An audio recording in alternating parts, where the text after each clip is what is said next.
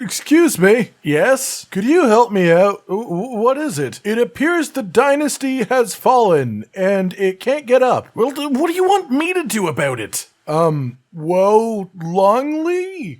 Ladies, gentlemen, and murderous beasts, the demo for Wo Long Fallen Dynasty is finally upon us, and the release of the game itself is less than a week away. I've been playing quite a bit of the demo myself since it came out. I've scoured the trailers for the games as well, and as someone with a fairly decent amount of experience with the Soulsborne games, and more relevantly the Souls-like genre, I thought it would be fun to go over 10 reasons that I think Elden Ring and Souls fans should be excited about Wo Long Fallen Dynasty. Before we dive in, this game is undeniably a Souls-like. It has wrapping levels with shortcuts to be unlocked, battle flags which are essentially a bonfire, a checkpoint that you spawn at when you die where you can level up and change your spells, and of course when you are defeated by an enemy, any enemy, you lose some of your invaluable leveling up currency, and some other things. Oh, and there's bosses, many bosses. So with that out of the way, let's start off with number 1, flashy combat. This game's concept of combat is incredibly cool looking, and we all love feeling like a badass watching an animation play out. The way that final blows work in this game, which is the equivalent of critical hits, makes them feel incredibly good to actually perform. They're different for every weapon, and the combat in general looks quite slick once you get decent at it. Some weapons look way crazier than others. For example, here is a sword that you can make spin on its axis mid-air in combat, only to kick it to continue the spin into a slick spinning slash. It just looks really cool. There's no other way to say it. Not to mention things like the cutscenes where your character will literally hit a sword with another sword to use the first one as a projectile. A dude on a horse will grab that sword mid-air, spear someone with it, pick it back up out of the corpse, and then use it like a boomerang. It's just cool. Simple as that.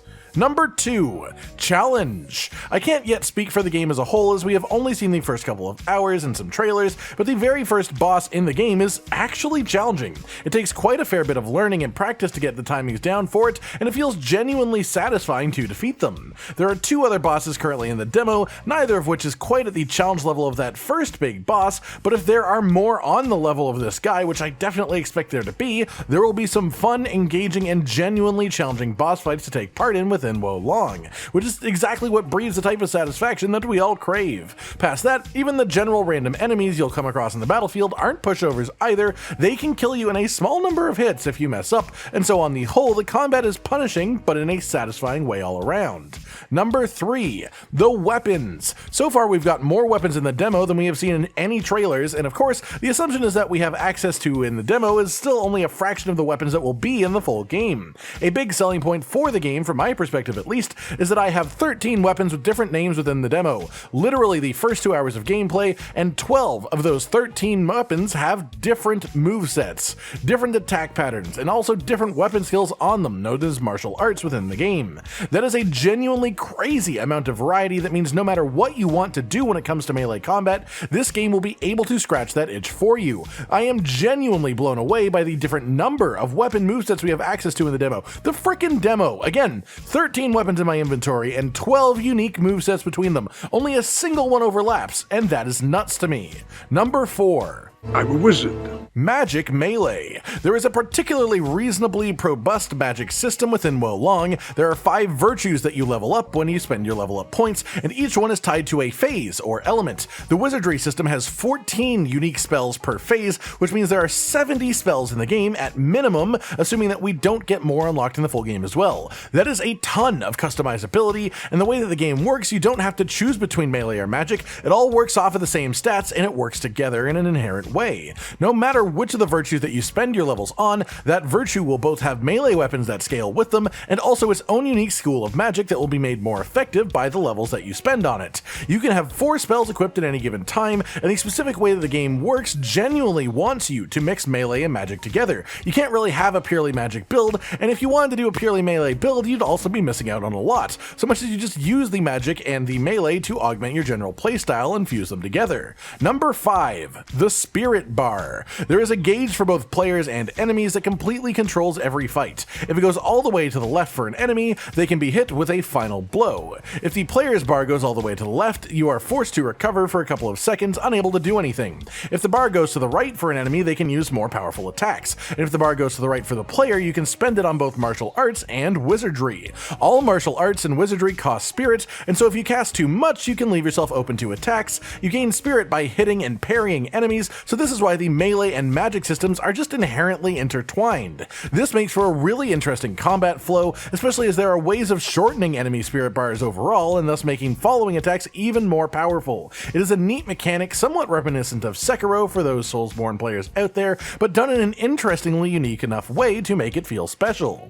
Number 6. Enemy designs. For a decent portion of the early game, you'll be against the Yellow Turban Rebellion as a main foe, and these are all pretty standard humanoids, but as the game opens up, you'll find much more interestingly designed people and creatures that will make you smile or cry based on your sensibilities. There are a lot of enemies imbued with demonic energy, and that can make for some really messed up foes, but they sure do look cool. Number 7. Character creator. The character creation in this game is pretty robust. You have tons of control, lots of options on how to customize the way you look, not just your face, but your body. You can even change the general shape of your body in general if you want to. For example, I have a big head. Don't judge me, I just like having a big head. If you've played Wild Hearts, a recent game from the same production company but with a different developer, you'll probably recognize a fair bit of this character creator, as it seems they shared a bit with each other. I'm not complaining though, it lets you have quite a bit of customization and it lets me look the same in 2 games, and I have a bit of a specific character design preference, so I'm not against that by any means. Number 8. The morale system.